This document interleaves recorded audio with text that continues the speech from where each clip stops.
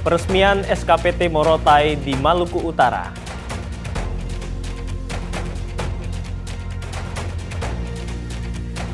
Diplomasi Indonesia di OOC dan APEC.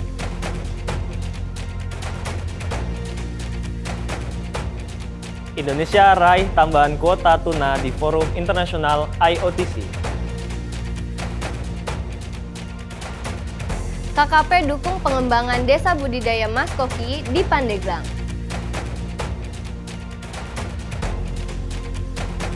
KKP lirik potensi NTB jadi lokasi sentra garam nasional.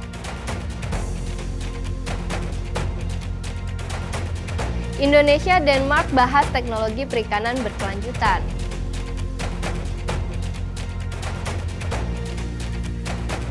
Peresmian Koperasi Desa Kelurahan Merah Putih, Jawa Tengah.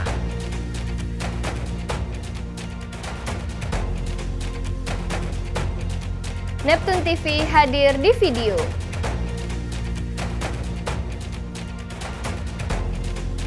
Layanan konfirmasi KKPRL raih predikat terbaik.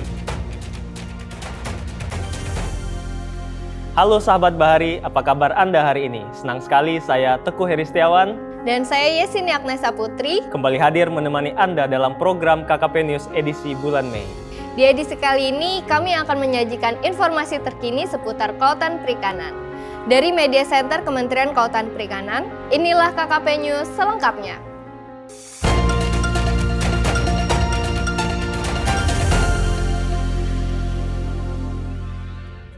Informasi pertama datang dari Indonesia Timur, sahabat Bahari. Guna meningkatkan potensi sektor kelautan dan perikanan di wilayah terluar dan terdepan, Menteri Trenggono meresmikan Pelabuhan Perikanan Dayo Majiko SKPT Morotai di Maluku Utara.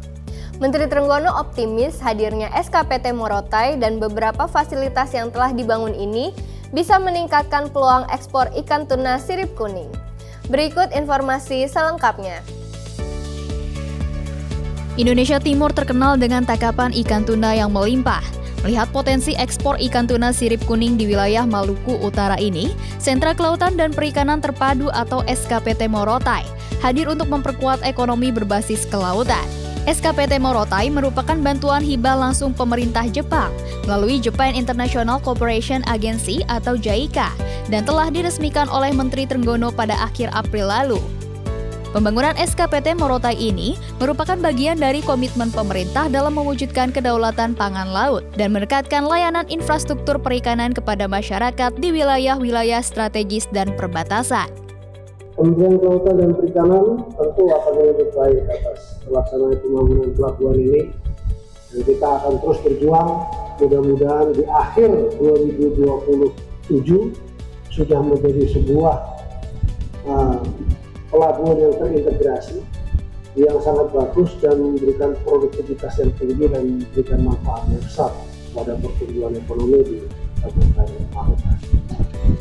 Fasilitas pendukung mulai dari ice flake machine, seawall, barak nelayan, gudang logistik, hingga integrated cold storage bermuatan 200 ton sudah siap dioperasikan. Berdasarkan data tahun 2024, total produksi ikan tuna sirip kuning di SKPT Morotai mencapai 1.300 ton, dengan total nilai produksi ikan mencapai 65 miliar rupiah.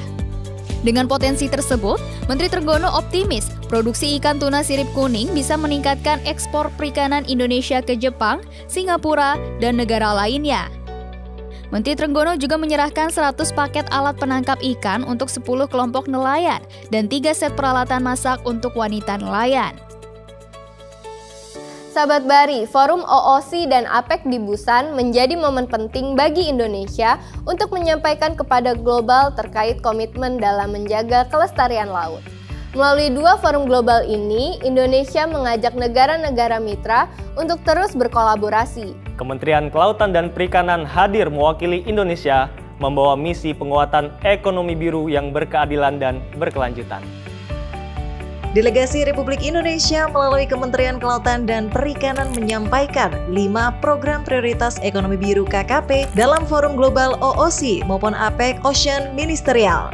Pada forum OOC, Indonesia juga mempertegas penataan ruang laut berkelanjutan melalui regulasi penataan ruang laut seperti RZ antar daerah, RZ kawasan strategis nasional, hingga kawasan strategis nasional tertentu akan terus diperkuat. Direktur Jenderal Penataan Ruang Laut, Kartika Listriana menyebut, penataan ruang laut merupakan dasar bagi keseimbangan pembangunan ekonomi dan pelestarian ekosistem. Kami menyampaikan bahwa kita akan menyelesaikan penataan ruang laut, ya, mulai dari tingkat nasional sampai tingkat provinsi dan bahkan sampai di tingkat lokal atau daerah. Yang mana rencana tata ruang laut ini, ya, sudah mengintegrasikan antara penataan ruang laut di wilayah darat dan di wilayah lautnya.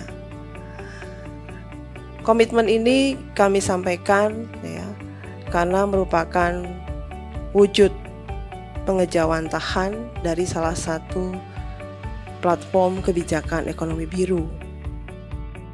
Komitmen lain di OOC yaitu penguatan kebijakan Blue Carbon dengan penghitungan nilai karbon padang lamun di 20 kawasan konservasi serta pengembangan database Blue Carbon nasional. Indonesia juga menginisiasi penambahan 200.000 hektar kawasan konservasi dan membangun Ocean Monitoring System. Di forum APEC Ocean Ministerial Meeting, Indonesia menyerukan penguatan kerjasama regional untuk tata kelola kelautan dan perikanan. Fokus utama adalah penanggulangan perubahan iklim, polusi laut, IUU fishing, dan penguatan infrastruktur digital di sektor kelautan.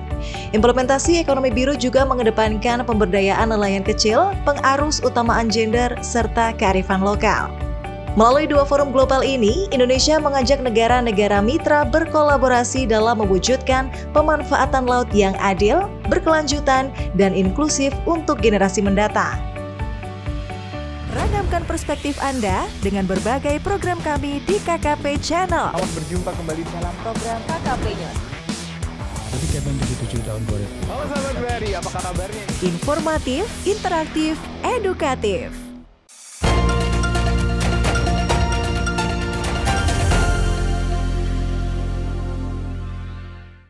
Beralih berita selanjutnya, sahabat Bahari.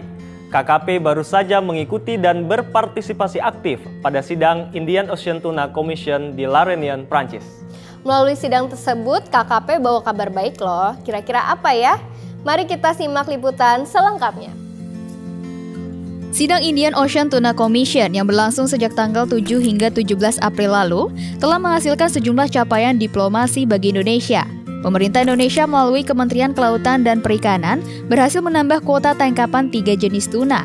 Di antaranya, kuota penangkapan ikan Big Eye tuna naik 2.791 ton menjadi 21.396 ton untuk periode 2026-2028. Kuota skipjack tuna atau cakalang ditetapkan menjadi 138.000 ton. Sedangkan penyesuaian kuota yellowfin tuna menjadi 45.426 ton untuk tahun 2025. Penambahan kuota tangkapan tuna ini juga menjadi pendorong bagi semua pihak untuk mematuhi sistem penangkapan yang lebih berkelanjutan. Delegasi Indonesia yang dipimpin oleh staf ahli Menteri Bidang Ekonomi, Sosial, dan Budaya KKP, Trian Yunanda, mengajak semua pihak untuk menerapkan penangkapan ikan yang terukur, mematuhi aturan yang berlaku terkait penggunaan kapal dan alat tangkap, menerapkan cara penangkapan ikan yang baik dan benar, serta tertib melakukan pelaporan hasil tangkapan ikan dan ketelusurannya. Saya sebagai ketua delegasi yang ditugaskan oleh Bapak Menteri, luar biasa bangga dengan kebijakan yang sudah ada dimiliki oleh Kementerian Kelautan Perikanan oleh Indonesia itu, yaitu kebijakan penangkapan ikan terukur. Karena sejatinya sebetulnya adalah praktek-praktek pengelolaan sumber daya ikan, khususnya tuna, yang tadi ya tidak mengenal batas administrasi ini merupakan salah satu contoh nyata modeling bagaimana kebijakan penangkapan ikan terukur ini dilaksanakan.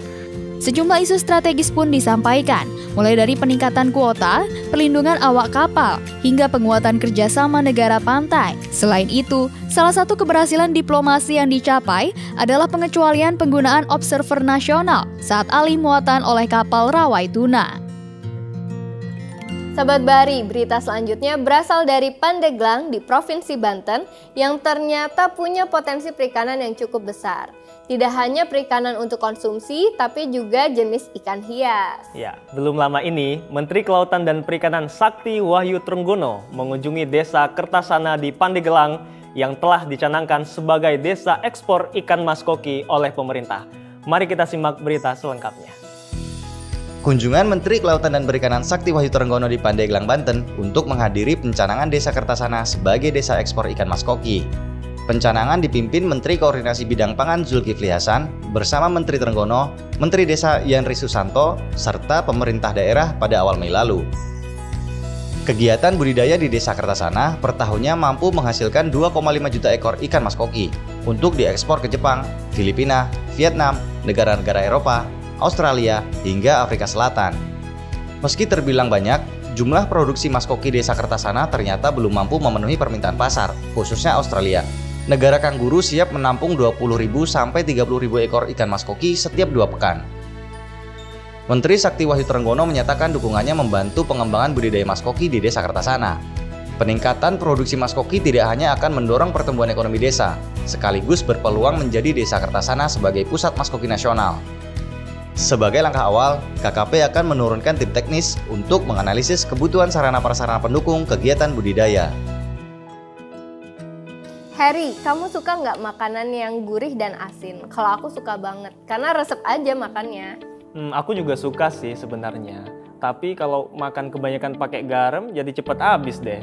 Tenang aja Her, jangan khawatir. Karena KKP sedang menyiapkan langkah strategis untuk menggenjot program nasional swasembada garam. Nah, KKP baru saja meninjau langsung lokasi yang berpotensi jadi calon lokasi sentra garam nasional, salah satunya di Nusa Tenggara Barat, Her. Wah, tapi apakah lokasi ini benar-benar cocok untuk menghasilkan garam kualitas tinggi? Yuk kita simak berita selengkapnya.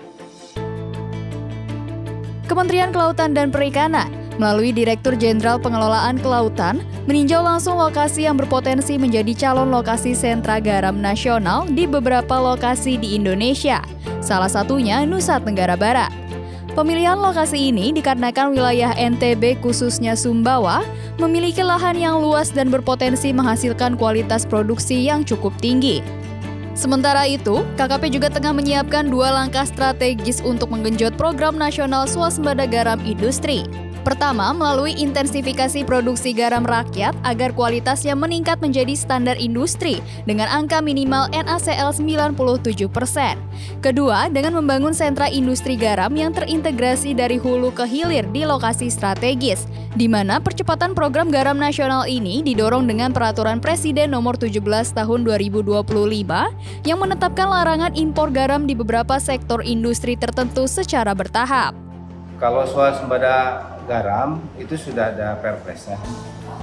Tahun 2025 itu untuk aneka pangan harus swasembada. Kemudian tahun 2027 untuk farmasi dan CAP harus swasembada. Itu targetnya. Namun dalam pelaksanaannya, realisasinya kita persiapannya masalah tempat terutama yang harus dicek. Sebelumnya, Menteri Kelautan dan Perikanan juga menekankan komitmen dalam mendukung target swasembada garam nasional pada tahun 2027 dengan peningkatan produksi, pemberdayaan petambak, dan modernisasi sistem pergaraman. KKP yakin Indonesia mampu mandiri dalam memenuhi kebutuhan garam nasional. Hello, I'm Rajendra Aryal, FAO representative in Indonesia and Timor-Leste. The blue economy is the best way to maintain the sustainability of marine biodiversity while ensuring its benefits for future generations. FAO also promotes healthy blue food as an important foundation for forming a smart and strong generation. Sahabat Bahari, don't forget to listen to podcast Segara only on KKP channel.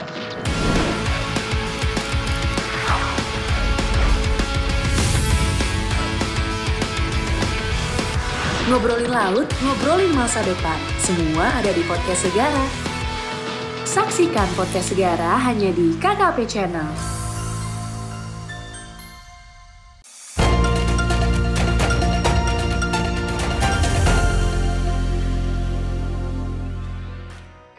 Menteri Kelautan dan Perikanan Sakti Wahyu Trenggono menerima kunjungan kerja bilateral dari Menteri Luar Negeri Denmark Lars Løkke Rasmussen dan Duta Besar Denmark untuk Indonesia Sten Frimet Nielsen di kantor pusat KKP beberapa waktu lalu. Apa saja isi pertemuan bilateral tersebut? Yuk kita simak berita selengkapnya.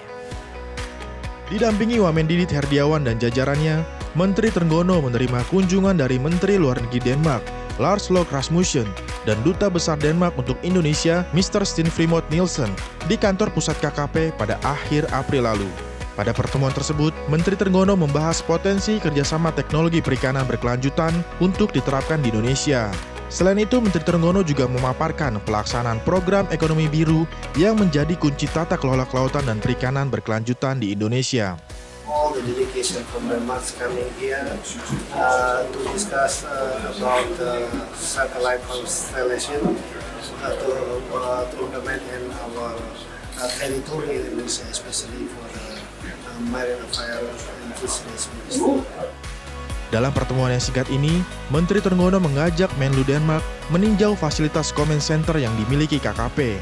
Menteri Trenggono langsung menjelaskan tentang teknologi satelit Command Center sejauh ini tengah dipakai untuk monitoring pergerakan kapal-kapal perikanan yang beroperasi di Laut Indonesia. Hasil monitoring satelit digunakan tim pengawas KKP untuk melacak kapal-kapal pelaku illegal unreported unregulated fishing. Pada kunjungan ini juga dibahas terkait potensi kerjasama teknologi yang dapat diimplementasikan dalam menjaga kesehatan laut seperti teknologi monitoring berbasis satelit serta drone laut. This is a very special year because we celebrate 75 years of diplomatic relations between our two countries. And even though we are far away, I mean there are a lot of similarities. We are seafaring nations in Indonesia and Denmark, and therefore we can cooperate, not least in this field of monitoring what's happening on the sea. And I must say that I am very impressed with what I have witnessed here today. Dari kunjungan ini, diharapkan ke depannya Denmark dan Indonesia dapat bekerja sama, terutama di bidang pemantauan penangkapan ikan ilegal. Menteri Trenggono berharap dukungan kerjasama teknologi satelit dari pemerintah Denmark dapat menjadi kinerja Command Center semakin kuat dan terintegrasi. Kita beralih ke berita selanjutnya, sahabat Bahari. Beberapa waktu lalu diadakan dialog percepatan musyawarah desa atau kelurahan khusus Koperasi Merah Putih se-Jawa Tengah. Ya, melalui dialog ini diharapkan dapat menjadi salah satu langkah nyata pemerintah dalam berkomunikasi terkait pembentukan Koperasi Desa Merah Putih, terutama mendorong kemandirian ekonomi masyarakat di desa. Berikut liputan selengkapnya. Pemerintah kini tengah menggalakkan bantuan koperasi desa atau koperasi kelurahan Merah Putih sesuai instruksi Presiden nomor 9 tahun 2025. Dalam acara dialog percepatan musyawarah khusus pembentukan Koperasi Desa Merah Putih se-Jawa Tengah, Menteri Koordinator Bidang Pangan, Zulkifli Hasan, menyampaikan bahwa program ini dimaksudkan untuk mendorong kemandirian dan kedaulatan ekonomi di desa melalui gerakan koperasi. Nantinya, setiap desa dapat mengelola potensi yang dimiliki, misalnya potensi sektor pariwisata, pertanian, termasuk perikanan yang nantinya akan didampingi oleh kementerian dan lembaga terkait. Ditargetkan koperasi ini dapat menciptakan jutaan lapangan kerja di wilayah pedesaan, serta memperpendek rantai pasok distribusi yang panjang dari pusat ke pedesaan. Perintah dari Bapak Presiden langsung, pangan penting tapi tidak cukup. Yang selama ini desa agak tertinggal, oleh karena itu perlu dibangun ekosistem ekonomi desa yang tangguh. Inilah yang harus mendapat perhatian khusus, maka dibentuklah Kopdes Merah Putih atau Koperasi Kelurahan Merah Putih. Ingin membangun ekosistem pedesaan sehingga desa bisa berdaya. Koperasi Desa Merah Putih ini bukan hanya sekedar menjadi penggerak pertumbuhan ekonomi yang berkelanjutan, namun juga sebuah gerakan sosial untuk memberdayakan masyarakat pedesaan untuk mencapai kesejahteraan secara keseluruhan. Mulai 2025 ini ada yang baru dari KKP Channel. Selamat berjumpa kembali dalam program KKP News, yaitu KKP News Sepekan.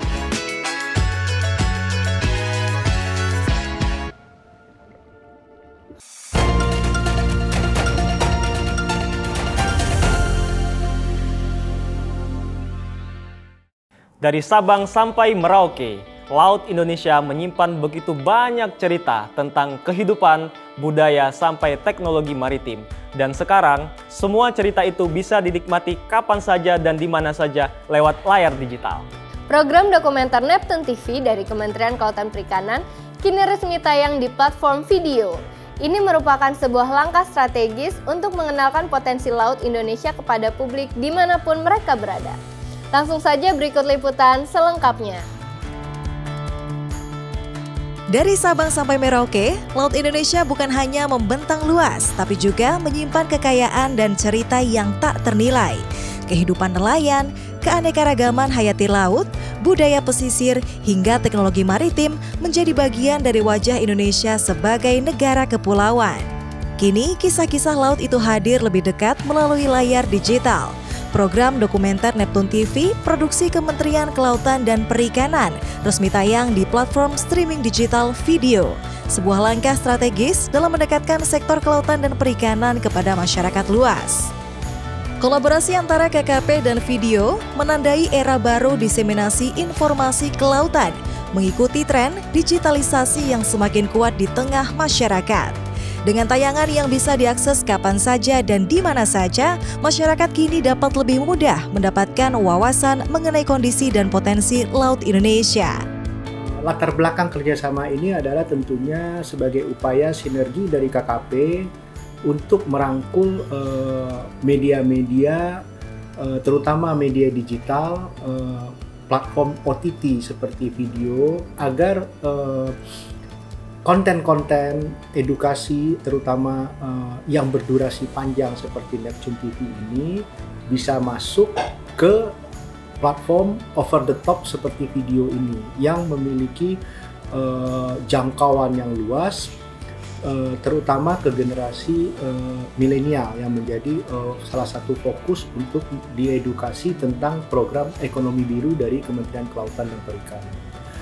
Dan ke depan kita juga akan memperluas lagi kerjasama-kerjasama yang seperti ini agar program ekonomi biru yang mementingkan ekologi dan ekonomi bisa lebih masif dikenal masyarakat, serta masyarakat semakin aware dengan kekuatan laut kita untuk menjadi penopang ekonomi bangsa.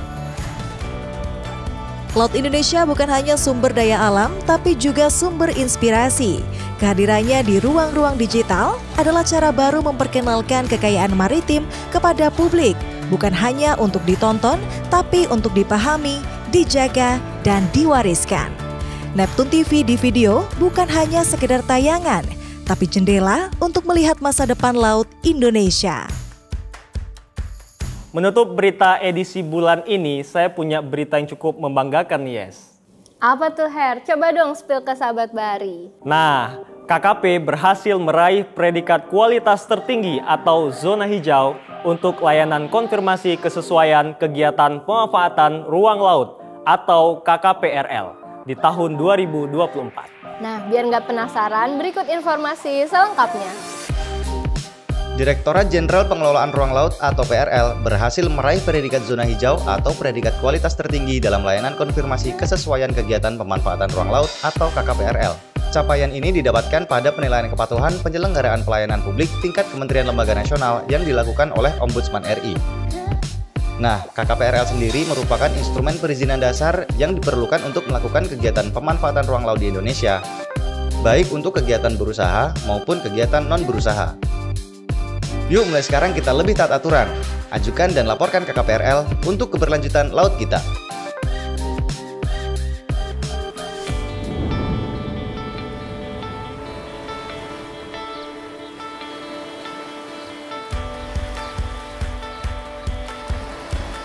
Ada sebuah cerita tentang mereka yang menggantungkan hidup pada embun laut dan angin malam.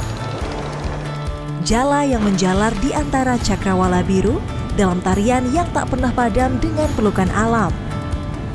Ada sebuah cerita tentang mereka yang bangkit dari keterpurukan, menerobos ketidakpercayaan untuk menembus kemajuan. Karena mereka sadar bahwa mereka berharga. Tak henti mengasah kreativitas, bersatu menciptakan inovasi, membangun rasa percaya akan masa depan, suarakan harapan dalam semangat kebersamaan, bergerak menuju kesejahteraan. Semua terekam di Neptune TV.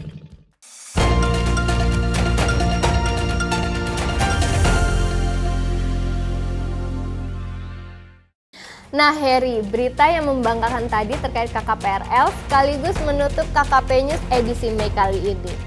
Update terus informasi terkini sektor kelautan perikanan dengan menyaksikan KKP News melalui channel YouTube Kementerian Kelautan dan Perikanan. Saksikan pula tayangan edukatif Neptune TV yang dapat diakses melalui aplikasi Maxstream, video, dan layanan YouTube channel kami. Saya Teguh Heri Setiawan. Dan saya Sini Agnesa Putri bersama seluruh tim yang bertugas pamit undur diri. Salam bahari dan sampai jumpa.